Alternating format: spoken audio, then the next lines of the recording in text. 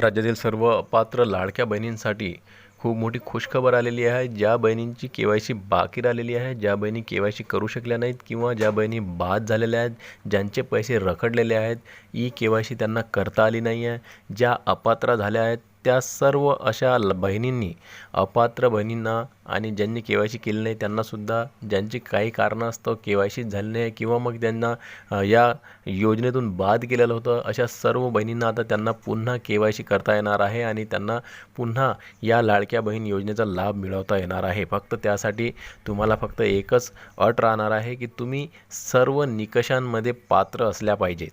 ऐकून घ्या लाडक्या बहिणींनो, तुम्हाला लाडकी बहीण योजनेचा लाभ मिळणे सुरू होणार आहे. ज्या अपात्र बहिणी असतील, ज्यांना बाद केलेलं असेल, ज्यांची के-वाय-सी बाकी राहिलेली असेल, अशा सर्व बहिणींना पुन्हा के-वाय-सीसाठी मुदतवाढ मिळालेली आहे. खूप मोठी आनंदाची बातमी आहे आणि तुम्हाला या योजनेचा लाभ पुढेसुद्धा चालूच राहणार आहे. तुम्हाला फक्त तुम्ही निकषांमध्ये बसले पाहिजे, हे यामध्ये अट आहे. आता निकष काय हे जाणून घ्या. सर्वात आधी तर बघा, तुमच्याकडे चारचाकी वाहन ट्रॅक्टर वगळता नसले पाहिजे. ट्रॅक्टर असला तर चालणार आहे, फक्त दुसरं चारचाकी वाहन तुमच्या घरी नसलं पाहिजे. त्याचबरोबर तुमच्या घरी कुणी सरकारी कर्मचारी नसला पाहिजे किंवा तुम्ही स्वतः सरकारी नोकरीवर नसल्या पाहिजे. त्याचबरोबर तुमच्या घरी कुणी सेवानिवृत्त नसलं पाहिजे आणि सेवानिवृत्ती वेतन घेत नसलं पाहिजे. त्याचबरोबर तुमचं उत्पन्न 2.5 लाखाच्या आतमध्ये असलं पाहिजे. 2.5 लाखाच्या वर जर असलं तर मग तुम्हाला याचा लाभ मिळणार आहे, तुम्ही निकषांमध्ये बसणार नाही. त्याचबरोबर तुम्ही इन्कम टॅक्स रिटर्न भरणारे नसणारे पाहिजे. अशा प्रकारचे जे काही निकष आहेत 4-5, अशा या निकषांमध्ये तुम्हाला बसले पाहिजेत. हे निकष तुम्ही जर पार केले तर तुम्ही पात्र आहात. तुम्हाला पुन्हा के-वाय-सीसाठी मुदतवाढ मिळालेली आहे म्हणून समजा आणि तुम्हाला पुन्हा या योजनेचा लाभ घेता येणार आहे. फक्त निकष तुमचे हे जे काही आहेत, हे तुम्ही या निकषांमध्ये बसले पाहिजे. तर अशा प्रकारे सर्व लाडक्या बहिणींना आता पुन्हा संधी मिळणार आहे. जून आणि जुलै या 2 महिन्याचा कालावधी के-वाय-सीसाठी सरकारनं ठरवलेला आहे. परंतु आता के-वाय-सीचा जो काही टाईम आहे, फिक्स तारीख जी आहे ती 11 जूनपासून सांगण्यात येत आहे. सूत्रांनी सांगितल्याप्रमाणे 11 जूनपासून तुम्हाला या नवीन के-वाय-सीसाठीची सुरुवात होणार आहे आणि तुमची के-वाय-सी सुरू होणार आहे. त्याचबरोबर जुलै महिन्यातसुद्धा ही के-वाय-सी चालू राहणार आहे. म्हणजेच की एकूण काय तर 2 महिन्याचा कालावधी तुम्हाला या ठिकाणी मिळालेला आहे. तर नमस्कार ताईंनो, मी देवानंद गव्हांदे आणि आपण बघत आहात टेक्निकल मराठाची यूट्यूब चॅनल. आणि या चॅनलवर जर तुम्ही नवीन असाल तर चॅनलला सबस्क्राईब करा, व्हिडिओला लाईक करा आणि शेअर करायला विसरू नका. चला तर आजच्या व्हिडिओला सुरुवात करूया आणि तुम्हाला हे सुद्धा दाखवून देतो की शासन निर्णय काय आहे, त्या शासन निर्णयामध्ये काय लिहिलेलं आहे. त्याचबरोबर सर्वात आधी तुम्हाला देवेंद्रजी फडणवीस राज्याचे मुख्यमंत्री यांनी नेमकं काय म्हटलं याबाबत हे तुम्हाला दाखवून देतो.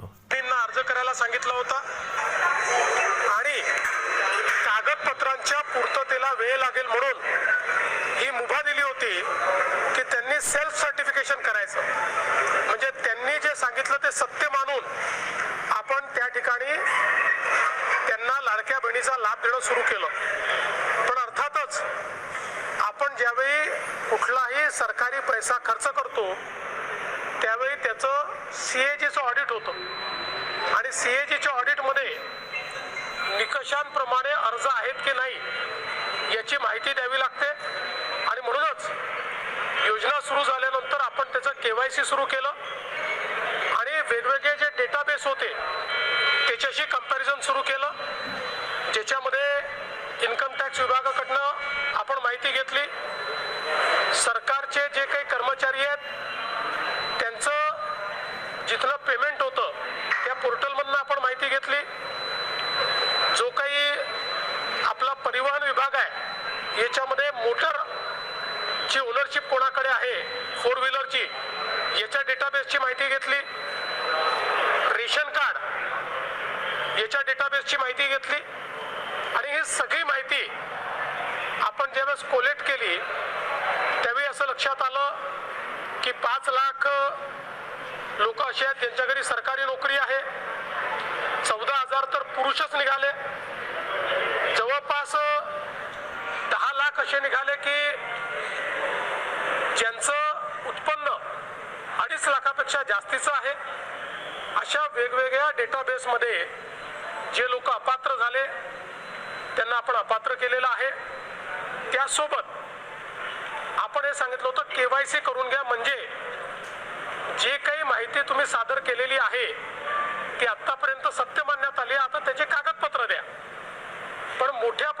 KYC झाली नाही.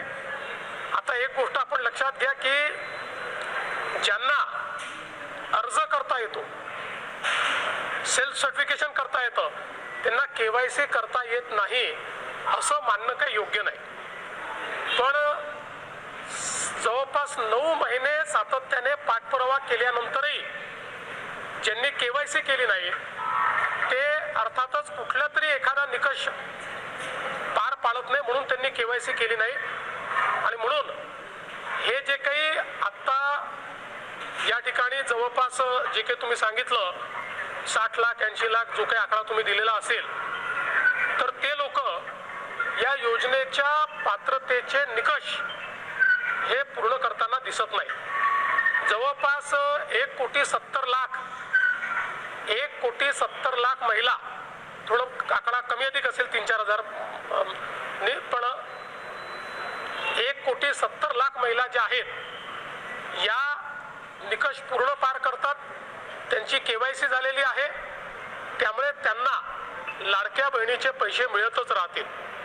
ज्यांनी KYC केली नाही त्यांना आता आम्ही पैसे देणार नाही, पण त्यांनी दिलेले पैसे आम्ही वसुली करणार नाही.